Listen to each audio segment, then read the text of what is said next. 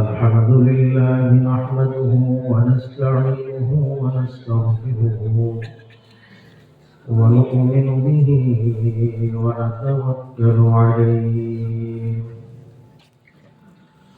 ونعوذ بالله من شرور أنفسنا ومن سيئات أعمالنا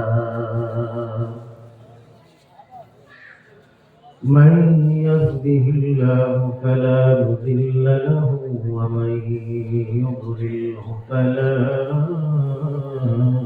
هادي له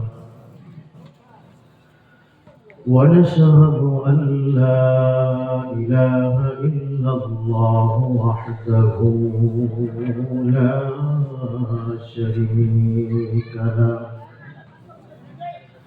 ونشهد أن سيدنا وسندنا وحبيبنا وطبيب قلوبنا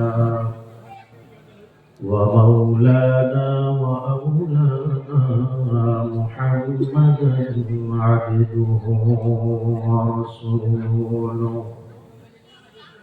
الذي أرسله بالحق بشيرا ونذيرا وداعيا إلى الله بإذنه وسراجا منيرا أما بعد فأعوذ بالله من الشيطان الرجيم بسم الله الرحمن الرحيم إن الله يأمركم أن تؤدوا الأمانات إلى أهلها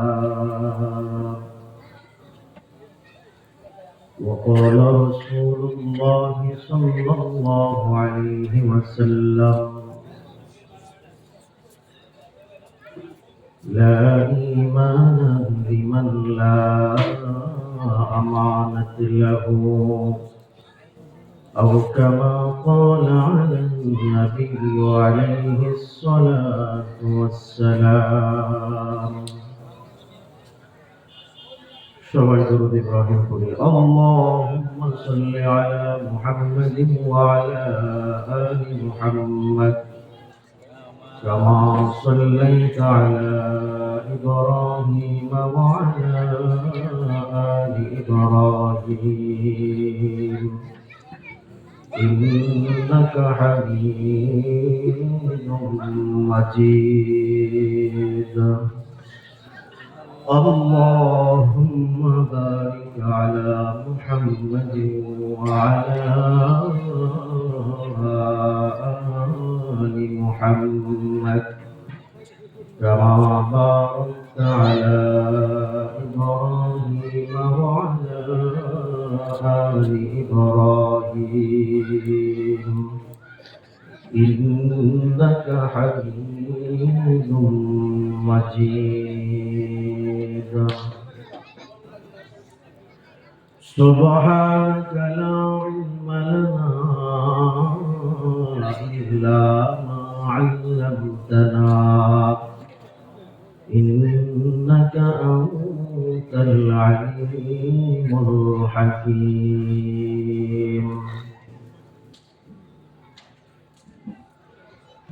الحمد لمن قدر خيرا وقبلا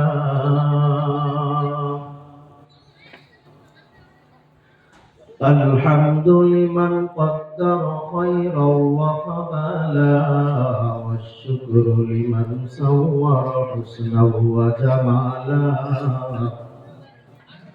والشكر لمن صور حسنا وجمالا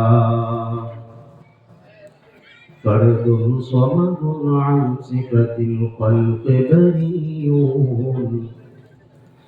فرد صمد عن صفة الخلق بريء رب عزلي خلق الخلق كمالا رب عزلي خلق الخلق كمالا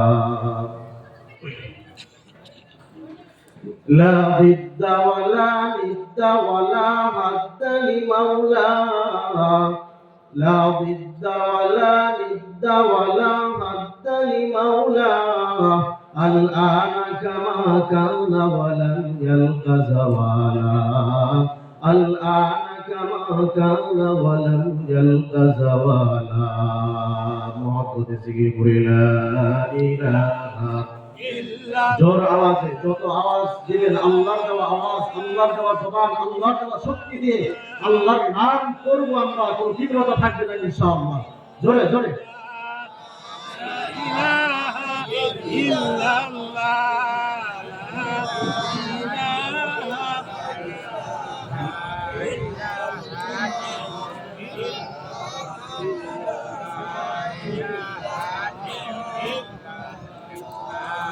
নদীর মাঝে কে দিল রে অথই জলরাশি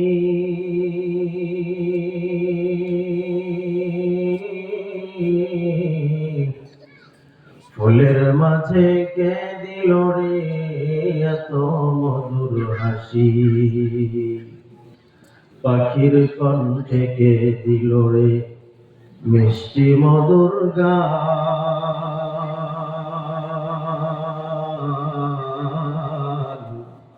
হিসাব করে দেখি মোরা এসব আমার আল্লাহ তাআলার দান লা ইলাহা ইল্লাল্লাহ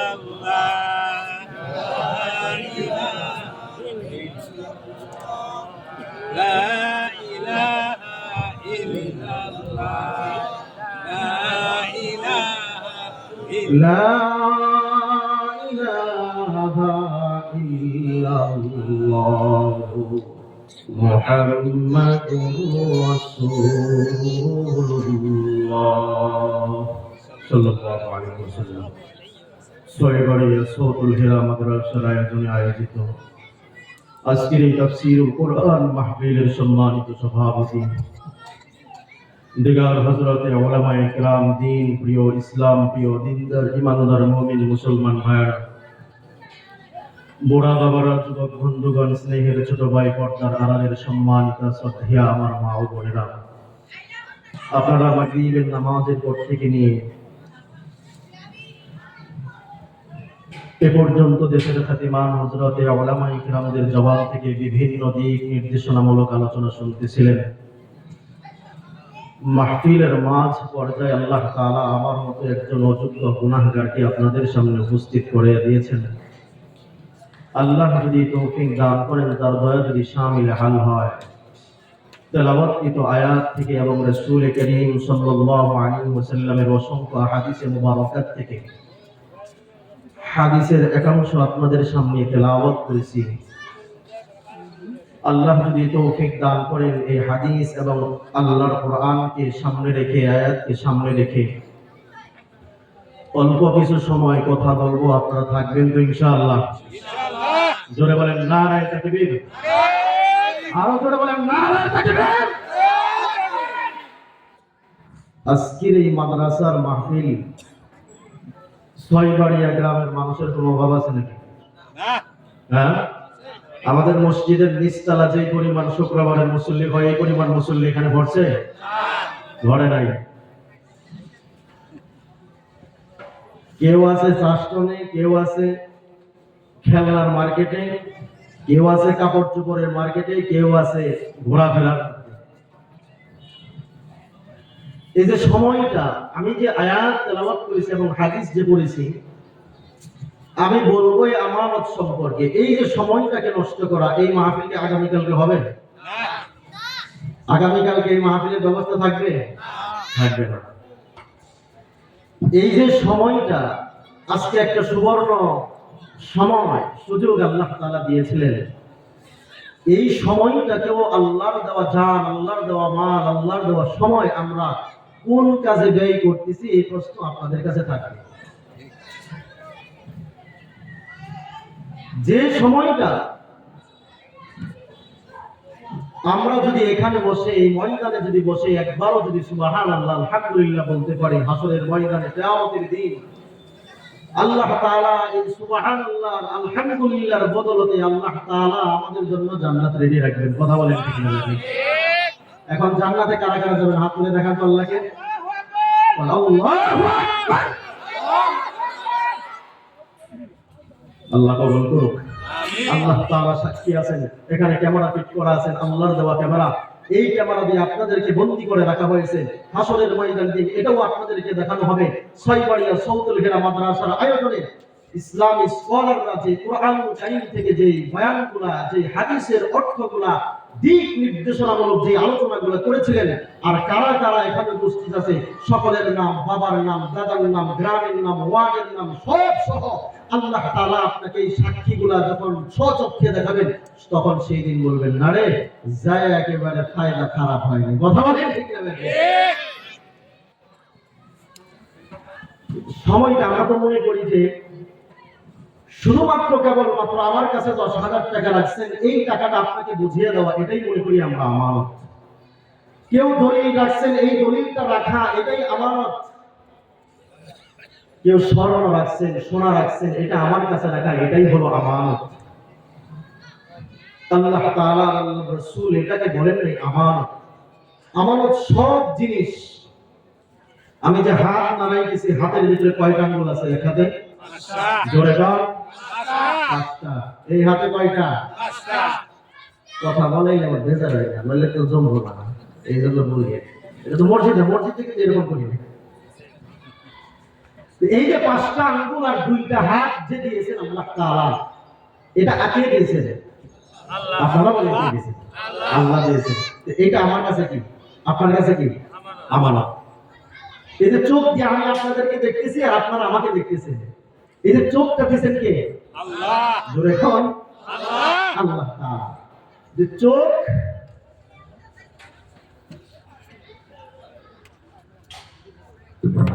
চোখ দিয়েছেন এটাও আমানত, হাত দিয়েছেন এটাও আমানত। এই যে নাকটা যে দিয়েছেন, নাক দিয়ে আমরা গরুর গোশত কোনটা, খাসির গোশত কোনটা, ইলিশ মাছের ঘ্রাণ কোনটা, পাঙ্গাস মাছের ঘ্রাণ কোনটা আমরা যেমন শুনতে পারি,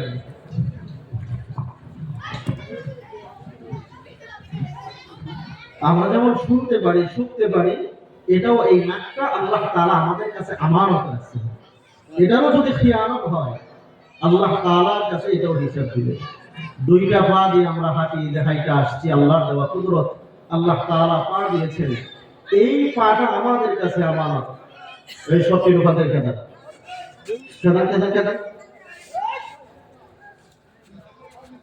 ওই পিছনে যারা আছে পুরাপন বিলের আমি বলতেছি যে আমার এই মাথার থেকে পা পর্যন্ত বাহ্যিক দৃষ্টিতে যা কিছু দেখা যায় সবগুলাই হলো আমানত। লাঞ্চ কি দেখা যায় না? অপারেশন করলে দেখা যায়। লাঞ্চ, ফুসফুস, কিডনি, যা কিছু আছে সবগুলাই হলো আমানত। এটা যদি একটা আমানতের খিয়ানত আমরা করি, প্রত্যেকটা অঙ্গ প্রত্যঙ্গ আল্লাহ পাকের কাছে সাক্ষী দিবে। এজন্য আল্লাহ তাআলা কোরআন কারীমের ভিতরে বলেন, ইন্নাল্লাহা ইয়া'মুরুকুম আন তু'আদ্দুল আমানাতি ইলা আহলিহা। আল্লাহ রাব্বুল আলামিন সর্বপ্রথম বলেন, ও দুনিয়ার মানুষ, আমি তোমাদেরকে যে আমানত দিয়েছি, যার হক যতটুকু কতটুকু তোমরা পৌঁছে দাও, এটাই হলো আমানতদারিতা। কথা বলেন ঠিক না বেঠে? ওয়া ইযা হাকামতুম বাইনান নাস, যে এরপরে আল্লাহ তাআলা তোমাদেরকে যে শরীয়তের বিধান দিয়েছেন, যা কিছু দিয়েছেন, শরীয়ত হোক, শরীয়তের বাহিরে হোক, যা কিছু আল্লাহ তাআলা যে আমানতগুলা দিয়েছেন, ওই আমানতগুলা হেফাজত করবার জন্য, জোরে বলেন কে বলেছে? আরেকটু জোরে বলেন না, কে বলেছেন? আল্লাহ তাআলাই বলবেন। যে এই যে আমি যে ওয়াজ করলাম ইন্নাল্লাহা নি'মা ইয়া'iদুকুম বিহি, এখান থেকেই আবার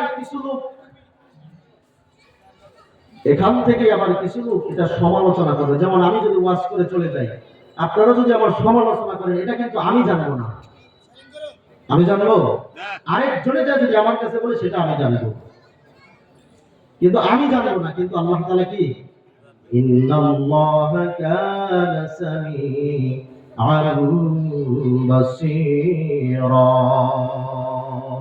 আল্লাহ তাআলা সব জানেন কে কি করতেছে। এই জন্য আল্লাহ তাআলা আমাকে আপনাকে দুইটা চোখ দিয়েছেন, যে দুইটা চোখের মাধ্যমে আমার আল্লাহ বলেছেন, এ দুনিয়ার মুসলমান খুব ভালো করে বুঝবা, ও পর্দার আড়ালের অন্তরালের মা গো, খুব ভালো করে শুনবেন।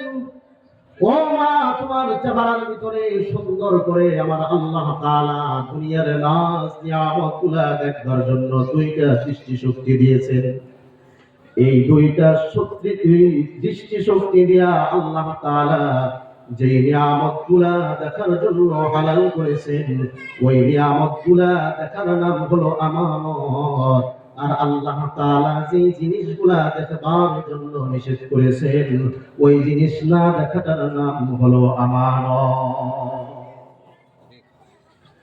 যদি এখন চোখ দিছে আল্লাহ তাআলা, আল্লাহ তো সরাসরি কাউকে পাকড়াও করে না, কিন্তু আল্লাহ তাআলা এই চোখের হিসাব যখন নিবে, আল্লাহ যখন গাজা বলবে, রে বান্দা,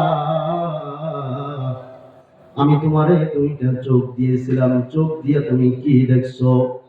চোখ দিয়ে কি তুমি কোরআনের পাতা দেখছো? চোখ দিয়ে কতবার তোমার মায়ের চেহারা তুমি কতবার দেখছো?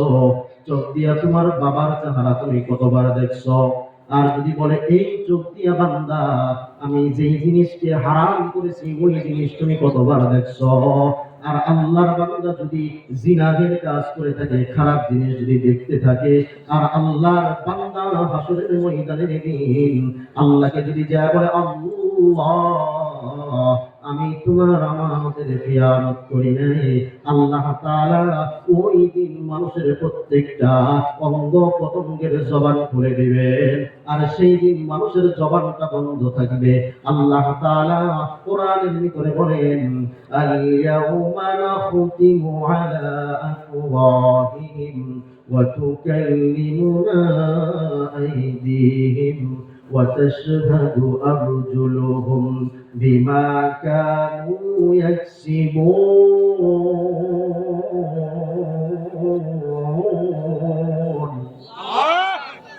اليوم نختم على أفواههم وتكلمنا أيديهم وتشهد أرجلهم بما كانوا يكسبون.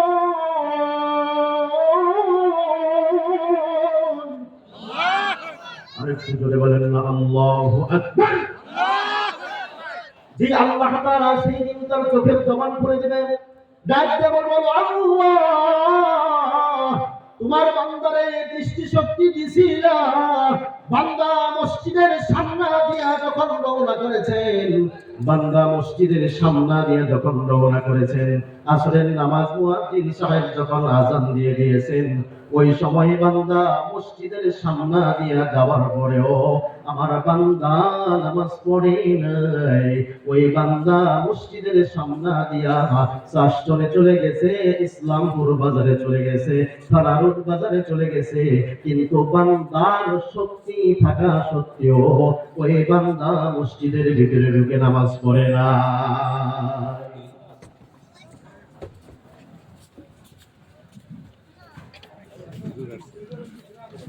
এই যে চোখ যেদিন সাক্ষী দিবেন, হে সাইবানিয়া মুসলমান খুব ভালো করে শুনবা। আর নজরু ইলা হুজুর, আমার দিকে তাকান, আমি এখন বয়ান করতেছি, যে আসুন তার দিকে তাকানোর সময় নেই, সবাই আমার দিকে তাকান। কোরআনের কথা হচ্ছে নাকি, মেহমান আসছে, আমার সময় হলে আমি শেষ করে দেবো ইনশাআল্লাহ। সবাই আছে এখন না? হুজুরকে দিয়ে দেবো, শেষ করে দেবো, শেষ করে দেবো। আমাদের বন্ধু মানুষ। এই জন্য যে কথা বলতেছিলাম, আমাদের হাত আমাদের বিপক্ষে সাক্ষী দিবে। এই হাত দিয়ে তুমি কতগুলো খারাপ কাজ করেছো, এই হাত দিয়ে তুমি চার মাল না বলে নিয়েছো, এটাও সাক্ষী দিবে। কিন্তু এই হাতটা দিয়া যদি তুমি কোরআনুল কারীমকে স্পর্শ করেছো, কোরআনুল কারীমকে চুম্বন করেছো, এই হাত দিয়া তুমি কোরআনুল কারীমকে বুকের ভিতরে জড়ায় ধরছো, এই বুকটা দিয়া আমাদের ভাই এমদাদুল ইসলাম রংপুরীকে জড়ায় ধরছো, সেই দিন এই বুকটাও সাক্ষী দিবে যে বান্দা কোনো খারাপ মানুষকে জড়ায় ধরে নাই। এই বান্দাটাও একজন আলেমকে, একজন হাফেজে কোরআনকে জড়ায় ধরছে। এর উসিলায়ও আমার আল্লাহ কিয়ামতের দিন মাফ করে দিতে পারে কিনা? আমাদের হায়াত, আমাদের হায়াত, আমাদের এখন উল্টা পাল্টা হয়েছে। হুজুর এসে বলছে না, যতই করি মানবী এমন জায়গায় তো কথা বলে, এটা কষ্টের বিষয়। হ্যাঁ, এই জন্য আমাদের পায়ের ব্যাপারে বলা হয়েছে, এই পা দিয়া তুমি কোন জায়গার ভিতরে গেছো, একটা চাক্ষুষ প্রমাণ আপনাদেরকে উদাহরণ দেই। এই যে প্যান্ডেলটা সাজানো হয়েছে, মাইকটা ব্যবহার করা হয়, এই যে সব কিছু আঞ্জাম দেওয়ার কারণে যদি 10টা টাকাও যদি এখানে তুমি শরীক থাকো, এই মাহফিলের উসিলায় যে মানুষগুলা তোমার টাকা দেওয়ার কারণে এই সামিয়ানার নিচে, এই লাইটের নিচে বসে আছেন, এইগুলাও তোমার জন্য নাজাতের ফয়সালা হয়ে যাবে। ঠিক উল্টাটা যদি হয় যে 10টা টাকা তুমি নর্তকীদের নাচওয়ালা গানের নাচের জন্য যদি 10টা টাকা 5টা টাকাও যদি তুমি দিয়ে থাকো, তুমি যেই হোক না কেন ওই নর্তকীদের নাচের জন্য, গানের জন্য, কনসার্টের জন্য 10টা টাকা দিয়ে থাকলেও আমার আল্লাহ তাআলা তোমাকে 10টা টাকা দিয়েছিল আমানত হিসাবে শরীয়ত মোতাবেক খরচ করবার জন্য। কিন্তু তুমি গানের পিছনে খরচ করছো বান্দা, ওই হিসাবটাও আমার আল্লাহ তোমার কাছ থেকে পাই টু পাই নিবে। এই জন্য আমি একটা ঘটনা বলে শেষ করে দেব। আমার আব্বারিটা কেমন ছিলেন, বাদশা আলমগীরের নাম কি আপনারা শুনছেন নাকি? ইতিহাসের পাতায় ফতোয়া আলমগীর আপনারা নাম শুনছেন নাকি? ফতোয়ার একটা কিতাব আছে, ফতোয়া কি আলমগীর। এই বাদশা আলমগীরও সরকারি প্রধান যিনি দায়িত্বে ছিলেন, কিন্তু তার কাছে টাকা থাকা সত্ত্বেও একটা টাকাও সরকারি হিসাব থেকে নেয় নাই। তিনি নিজের হাতে টুপি সেলাই করে করে বাজারে বিক্রি করে করে ওই টাকা দিয়া বাদশা আলমগীর তার নিজের সংসারটাকে চালাইছে। হযরত ওমর রাদিয়াল্লাহু তাআলা আনহুর জামানায় হযরত ওমর যখন খলিফাতুল মুসলিমিন, একজন আসছে খলিফাতুল মুসলিমিনের সাথে কথা বলার জন্য। খলিফাতুল মুসলিমিন আসার সাথে সাথে তখন বললেন, তুমি কি রাষ্ট্রীয় কোনো কথা বলবা নাকি তোমার ব্যক্তিগত কোনো কথা বলবা? লোকটা বললেন, আমি আমার ব্যক্তিগত কথা বলবো। সঙ্গে সঙ্গে হযরতে ওমর যে কামরার ভিতরে উপস্থিত ছিলেন, ওই কামরার ভিতরে যে মোমটা, যে মোমবাতিটা জ্বালানো ছিল, তার ব্যক্তিগত কথা বলবার কারণে সঙ্গে সঙ্গে হযরতে ওমর মোমটা নিভে দিয়েছেন। চিৎকার দিয়ে বলুন না সুবহানাল্লাহ। হযরতে ওমরকে জিজ্ঞাসা করলেন, ভাই ওমর, ও খলিফাতুল মুসলিমিন ওমর, এতক্ষণ পর্যন্ত তোমার ঘরে যে মোমের আলোগুলো জ্বললো, তুমি আমাকে দেখে কেন মোমবাতির আলোটা বন্ধ করে দিলাম? হযরত ওমর ডাকতে কয়, রে ভাই, এটা আমাদের ব্যক্তিগত আলাপ করবার জন্য, ব্যবহার করবার জন্য সরকার আমাদেরকে অনুমতি দেয় না। এই জন্য এই মোমের হিসাবটাও আমার কাছে আমানত, এই আমানতের হিসাবটাও আমাদের দেওয়া লাগবে। আর আমাদের দেশের অবস্থা কি আপনারা খুব ভালো করে জানেন। আমাদের দেশের অবস্থা তো আপনারা খুব ভালো করে জানেন। হযরতে তাবিঈ কাজী আবু বকর রাহমাতুল্লাহি আলাইহি, মক্কার বাজারের ভিতরে একজন মানুষের হার হারিয়ে গেছে, সোনার হার। সোনার হার হারিয়ে যাওয়ার পরে মক্কার বাজারে ঘোষণা দিয়ে দিয়েছে, কে আসো আমার কোটি টাকার হারের থলে হারায় গেছে, যদি কোনো হৃদয়বান ব্যক্তি পেয়ে থাকো তাহলে ওই হারের থলিটা আমার কাছে পৌঁছে দাও, বিনিময়ে 1000 দিরহাম আমি তোমাকে পুরস্কৃত করব। কিছুক্ষণ পরে কাজী আবু বকর রহমাতুল্লাহি আলাইহি উনি যখন এই হাড়ের থলেটা পাইলেন, হাড়ের থলেটা পাওয়ার পরে এইবার এই বৃদ্ধা লোকটাকে খুঁজে খুঁজে বৃদ্ধাকে বললেন, ও বৃদ্ধা বাবা, এই যে নেন, প্রমাণ দিয়ে দিয়ে আপনি আমার কাছ থেকে হাতটা নিয়ে নেন। তখন বললেন, হাতটা এত বা এতটুকু ওজনের হবে। যখন কাজে কর্মে যখন মিলে গেছে, আল্লাহর বান্দা কাজী আবু বকর রহমাতুল্লাহি আলাইহি সঙ্গে সঙ্গে বৃদ্ধার হাতে ভাতটা পৌঁছে দিয়েছে।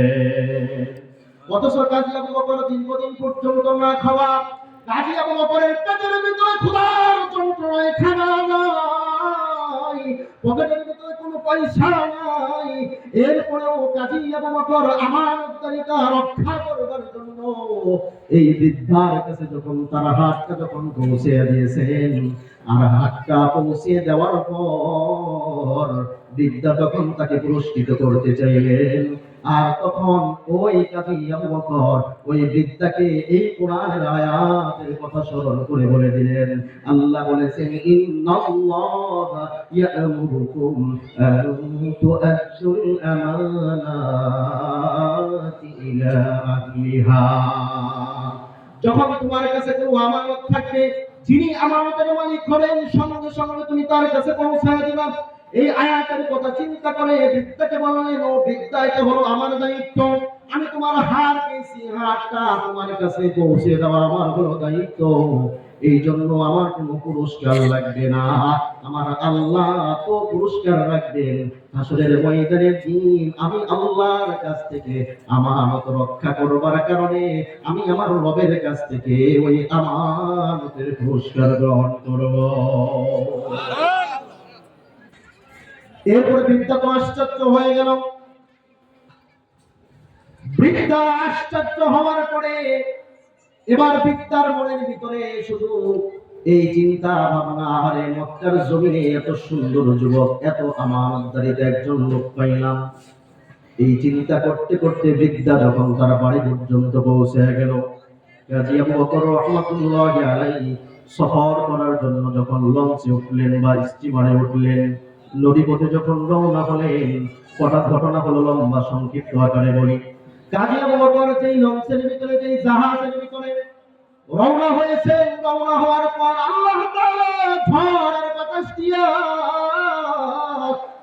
ওই লঞ্চটার ভিতরে যতগুলো যাত্রী ছিল সবগুলারে পানিতে ফালায়া যখন মেরে ফেলেছেন, আল্লাহর কুদরত আর কারিশমা দিয়া কাজী আবু বকর রহমাতুল্লাহি আলাইহি একটা পাড়ের ভিতরে পৌঁছে দিয়েছেন।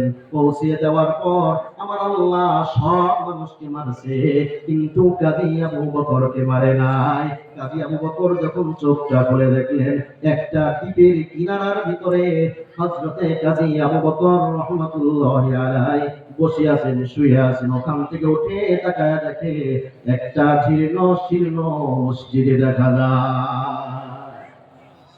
কাজী আবু বকর রহমাতুল্লাহি আলাইহি ওই মসজিদের ভিতরে দাঁড়িয়ে আল্লাহ পাক রব্বুল আলামিনের কুরআনুল কারীম তেলাওয়াত করতেছিলেন। তেলাওয়াতের সৌন্দর্য এত পরিমাণ মধুর ছিলেন যে তেলাওয়াতের কারণে গোটা গ্রামের ভিতরে পৌঁছে গিয়েছেন। গোটা গ্রামের ভিতরে যখন পৌঁছে গিয়েছেন, এই তেলাওয়াতের আওয়াজ পায়া ওই গ্রামের ভিতরে যতগুলা মানুষ ছিল, শুধু পুরুষ নয়, মহিলা পর্যন্ত এই তেলাওয়াত শুনবার জন্য ওই জীর্ণ শীর্ণ মসজিদের কিনারায় চলে আসছে। এবার কাজী আবু বকরকে জিজ্ঞাসা করলেন, ভাই তেলাওয়াত বন্ধ করলেন কেন? আপনার বাড়ি কোথায়? আপনি কোথা থেকে আসছেন? কাজী আবু বকর রহমাতুল্লাহি আলাইহি ডাকিয়ে কয়, আমার বাড়ি হলো মক্কায়, সফর করতে আসছিলাম, আমাদের জাহাজটা ডুবে গিয়েছেন, আর জাহাজ ডুবে যাওয়ার কারণে জাহাজের সব মানুষগুলো মারা গিয়েছেন, কিন্তু আল্লাহর কুদরতের কারণে আমি বেঁচে আছি। ও ভাই, আমাকে একটু বলে দেন যে মক্কার রাস্তাটা কোন দিকে, আমি চলে যাব, আমাকে রাইতেন না? এই কথা বলবার পরে কাজী আবু বকর রহমাতুল্লাহ আলাইহি বলবার পরে ওই গ্রামের সকল লোকেরা বললেন, আপনি তো এমনি এমনি আসেন নাই, আমার আল্লাহ তাআলা আমাদের দোয়ার বরকতে আপনাকে আমাদের এই মসজিদের ভিতরে পাঠিয়ে দিয়েছেন। চিৎকার করে বলুন না সুবহানাল্লাহ। গ্রামের সকল লোকেরা বললেন, আমাদের কিছুদিন আগে আমাদের এই মসজিদের ভিতরে যিনি ইমাম ছিলেন তার তেলাওয়াত বড় সুন্দর ছিল, কিন্তু কিছুদিন আগেই তিনি ইন্তেকাল করেছেন। আমরা আল্লাহ রাব্বুল আলামিনের কাছে সবাই দোয়া করেছি, আল্লাহ আমাদের মসজিদের ইমাম তো ইন্তেকাল করেছেন, আমাদের জন্য একটা যোগ্য ইমাম আমাদের এই গ্রামের ভিতরে পৌঁছে দাও। তুমি হাজারো চাইলেও আমরা তোমাকে মক্কার রাস্তা দেখায়া দেব না। এই কথা বলবার পরে আমাদের মসজিদে ইমামতি করবেন।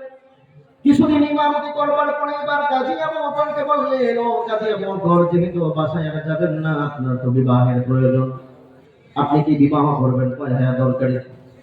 কাজী আবু বকরকে বললেন, আপনি যেমন একজন আমানতদার, একজন দিনদার মুখলেস, আমাদের গ্রামের ভিতরে একজন দিনদার মুখলেস লোক ছিল, উনি কিছুদিন আগে ইন্তিকাল করেছেন, ওনার একটা সুন্দরী কন্যা আছে, ওনার সাথে তোমার বিবাহটা দিয়ে দেব। এই কথা বলবার পরে কাজী আবু বকর বললেন, আপনারাই তো আমার গার্জিয়ান, যদি দিনদার হয় মেয়েটা তাহলে আমার কোনো আপত্তি নাই। মেয়েটার সাথে বিবাহ হয়ে গেল। বিবাহ হওয়ার পর লম্বা ঘটনা সংক্ষিপ্ত আকারে বলি, বাসর ঘরে ঢুকবার পরে সর্বপ্রথম কাজী আবু বকরের নজরটা ওই তার স্ত্রীর গলার ভিতরে যে হাড়টা ছিল, ওই হাড়ের ভিতরে সর্বপ্রথম নজর গিয়েছে। স্ত্রী চিন্তা করলেন, কিরে, বললো একজন, তার কোনো লোক নাই, কিচ্ছু নাই, কিন্তু সর্বপ্রথম আমার চেহারার দিকে না তাকাইয়া আমার গলার হাড়ের দিকে কেন তাকাইলো? স্বামীকে ডাক দিয়েছো, এ প্রাণের স্বামী শোনো, গ্রামের মানুষেরা বলেছে তুমি নাকি একজন দিনদার, ইমানদার, মুত্তাকি, পরহেজগার বান্দা, কিন্তু তোমার দিকে লোভের কোনো অভাব নাই, তুমি আমার চেহারার দিকে তাকাও নাই, তুমি আমার হাড়ের দিকে কেন তাকাইলা? তখন কাজী আবু বকর বললেন, ও প্রাণের স্ত্রী, কিচ্ছু মনে করবা না, তোমার একটা কথা বলে যাই, কারণ এই হাতটা আমার বড় চেনা চেনা লাগে। চিৎকার দিয়ে বলুন না সুবহানাল্লাহ। কয় কেমনে চেনা চেনা লাগে? কয় হাতটা এদিকে একটু ভালো করে দেখতে দাও। তখন বললেন, তোমার এই হাত তোমাকে কে দিয়েছেন? স্ত্রী বললেন, আমার বাবা কিছুদিন আগে ইন্তিকাল করেছেন, মক্কার বাজার থেকে কোটি টাকা দিয়ে আমার জন্য হাতটা নিয়ে আসছেন, কিন্তু হাটটার বড় ইতিহাস আছে। কই কি ইতিহাস?